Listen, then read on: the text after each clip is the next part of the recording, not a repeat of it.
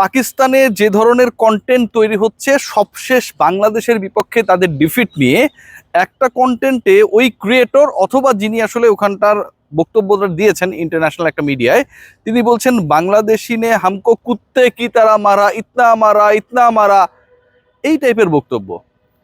বাংলাদেশ পাকিস্তানকে হারানোর পরে পাকিস্তানি ক্রিকেটাররা দুই ধরনের চাপে রয়েছেন। একটা হচ্ছে তাদের দেশে তারা গালি খাচ্ছেন, তাদের দেশের সাবেক ক্রিকেটাররা, তাদের গণমাধ্যম, তাদের সাধারণ মানুষ তাদেরকে মোটামুটি মুখে যা আসছে মাতৃভাষায় তাদেরকে গালিগালাজ করছেন, এবং নিশ্চয়ই তারা আরও বেশি গালি খাচ্ছেন তাদের অতি প্রিয় বন্ধুপ্রতিম ইন্ডিয়ানদের কাছ থেকে।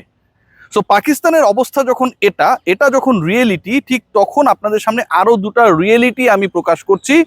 এবং এটা এমন না যে ধরেন এই মুহূর্তে বানানো, এটা AI generated, nothing like that. যেই ঘটনা গতকালকে মিরপুরের এই উইকেটে ঘটেছে এবং যেই ঘটনা পাকিস্তানের হয়ে ডিফিট নিশ্চিত করার ক্ষেত্রে সবশেষ ব্যাটার হিসেবে যিনি আউট হয়েছিলেন এবং তিনি আউট হওয়ার পরেও টের পান নাই যে তিনি আউট হয়েছেন কিনা, সেটা নিয়ে তিনি একটা রিভিউ নিয়েছিলেন। শাহিন শাহ আফ্রিদি, নাহিদ রানার বল, সেই শাহিন শাহ আফ্রিদি যখন মুমিনুল হক ব্যাট করছিলেন ঠিক তখন অভিনব কায়দায় বল টেম্পারিং করার চেষ্টা করেছেন, টেম্পার করেছেন। এবং according to the report from Anandabazar পত্রিকা, ভারতের প্রভাবশালী গণমাধ্যম, তারা জানাচ্ছে যে এরপরে যখন সেটা আম্পায়ারের দৃষ্টিগোচর হয় সেই বল এতটাই পরিবর্তন তিনি করেছিলেন জুতার স্পাইক ব্যবহার করে যে বলটাকে পরিবর্তন করার সিদ্ধান্ত নিয়েছিল ফিল্ড আম্পায়ার্সরা। ঘটনাটা যেভাবে আপনারা দেখছেন, নিশ্চয়ই আমি একটু চেষ্টা করেছি আমার মতো করে একটু ভিডিওটা দেখানোর জন্য, এবং সেখানে যে ব্যাপারটা দেখা যাচ্ছে যে শাহিন শাহ আফ্রিদি যখন বল করলেন মুমিনুল হককে, মুমিনুল হক ওই বলটা খেলার পরে শাহিনের কাছে যখন বল গেল তিনি সহজেই সেই বলটা হাত দিয়ে তুলে নিতে পারতেন। বলটা সাধারণত কি হয় যে যখন একজন বোলারের কাছে ব্যাটসম্যান বল ঠেকানোর পরে সেই বলটা বোলারের ডিরেকশনে আছে, তিনি বলটা এভাবে পিক করেন, তাই তো? পিক করার পর তিনি তার এন্ডে চলে যান অথবা কোনো একজন ফিল্ডারকে থ্রো করেন। শাহিন যেটা করছিলেন, বল আসার পরে প্রথমে সেটাকে পা দিয়ে আটকানোর চেষ্টা করলেন। এরপর আপনারা জানেন যে যারা বোলার বা ব্যাটার হিসেবে এই 22 গজে খেলেন তাদের জুতায় কিন্তু বিশেষ ধরনের একটা স্পাইকের ব্যবহার হয়। সে স্পাইক ব্যবহার করে অ্যাকর্ডিং টু দ্য আনন্দবাজার, এবং সেই ভিজুয়ালটা আমি আপনাদেরকে দেখাচ্ছি, তিনি বলের আকৃতি পরিবর্তনের চেষ্টা করছিলেন শাহিন শাহ আফ্রিদি। যেই বলে তিনি বল করছিলেন সেখানটায় তিনি সুবিধা নেয়ার জন্য হাতের ব্যবহার না, মানে পাকিস্তানিরা বুদ্ধির জায়গা থেকে এত উন্নত যে এই বুদ্ধিটা যদি আসলে ওই পায়ের জুতা ব্যবহার করে বল পরিবর্তন না করে ভালো কাজে ব্যবহার করতো, আমার কাছে মনে হয় ওরা চাঁদে বসবাস করা শুরু করে দিতে পারতো। যেটা করলেন শাহিন শাহ আফ্রিদি, যে যেই জায়গাটা চোখে পড়বে না, হাতে তো সবাই কি ঘষে, কোথায় কি মসৃণ করার চেষ্টা করে সেটা চোখে পড়ে, তিনি তার জুতা ব্যবহার করে বলটার আকৃতি চেঞ্জ করার চেষ্টা করলেন এবং সেটা 2 দফা। জাস্ট আপনি যদি একটা পার্টিকুলার জায়গায় বলের আকৃতি পরিবর্তন করতে পারেন using your spikes of the shoes, that is enough for getting extra advantage while you are bowling in this pitch. Shaheen Shah Afridi just did that and he was caught by the umpire. During that time the ball has been changed immediately. এই যে ঘটনাটা ঘটেছে এটা কিন্তু একটা বিশাল ঘটনা। এটা নিয়ে এখন পর্যন্ত বাংলাদেশি মিডিয়ায় আলোচনা নেই বললেই চলে, এবং এই ব্যাপারটা নিয়ে বাংলাদেশিও নে হামকো কুত্তে কি তারা পিটা, কুত্তে কি তারা মারা, যারা এই কথাগুলো বলছে তারাও এই চুরি সম্পর্কে কোনো কিছু বলছে না। পাকিস্তানি গণমাধ্যম যেন এটা চেপে যাচ্ছে। শোয়েব আখতার থেকে শুরু করে যারা কমেন্ট করছেন তারাও যেন এই আলোচনাটা করার চেষ্টা করছেন না যে তাদের একজন বোলার এখানটায় এসে কিভাবে নগ্নভাবে ইউজিং হিজ স্পাইকস বলের আকৃতি পরিবর্তনের চেষ্টা করেছেন, and it was caught by the umpire. ভয়াবহ ঘটনা ঘটেছে এবং এটার জন্য কোনো শাস্তিও এখন পর্যন্ত আমরা পেতে দেখি নাই। শেষ পর্যন্ত কি হয় সেটা দেখার বিষয়। ইন্টারেস্টিং পার্ট আরেকটা আপনাদের সাথে আমি শেয়ার করব, সেটা হচ্ছে পাকিস্তানের স্পিড গান নিয়ে নাহিদ রানার গতি নিয়ে অনেক আলোচনা হচ্ছে, এবং এই আলোচনা হওয়াটা স্বাভাবিক। একজন ক্রিকেটার তিনি যেভাবে বল করেছেন, মিরপুরের home of cricket spinning track, সেটার আকৃতি বা সেই ট্র্যাকের ক্যারেক্টার চেঞ্জ করার জন্য টনি হেমিং অক্লান্ত পরিশ্রম করেছে, এবং বাংলাদেশ ইনিংস ডিক্লেয়ার করে, তাদের সেকেন্ড ইনিংস ডিক্লেয়ার করে পাকিস্তানকে ব্যাট করতে আমন্ত্রণ জানিয়ে বলে কয়ে এই ম্যাচটা হারিয়েছে। বাংলাদেশ পাকিস্তানের বিপক্ষে গ্রিন টপে খেলেছে।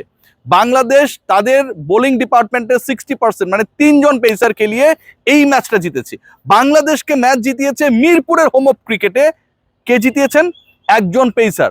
তার সেকেন্ড স্পেলের 29 বল করে সেখানটায় 4 উইকেট নিয়েছেন, ধসিয়ে দিয়েছেন এক কথায়, আনপ্লেয়েবল বল করেছেন।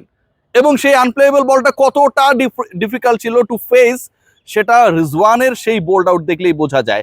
এখন এই যে ঘটনাগুলো ঘটেছে, বাংলাদেশ যেভাবে খেলেছে, যেভাবে ডিফিট করেছে পাকিস্তানকে, সেই আলোচনাটা আমার কাছে মনে হয় আরো ভালোভাবে প্রকাশ্যে আসা উচিত।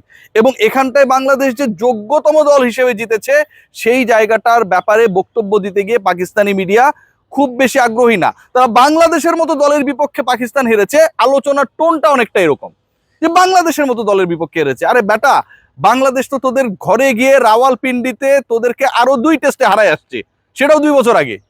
তো বাংলাদেশের বিপক্ষে তো তোমরা হারোই, লাস্ট 3 টেস্টে তোমরা হেরেছো।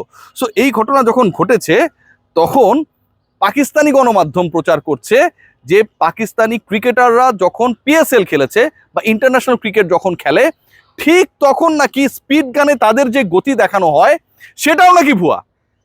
শাহিন শাহ আফ্রিদি বল টেম্পারিং করেছেন, বলের আকৃতি পরিবর্তনের চেষ্টা করেছেন হাত দিয়ে না পায়ের শু দিয়ে, সেটা যেমন সত্য, পাকিস্তানি বোলারদের যে গতি পাকিস্তানে যখন কোনো সিরিজ হয় দেখানো হয় যে 140-45 বল করছে, ফাটায় ফেলছে, ওটাও নাকি ভুয়া।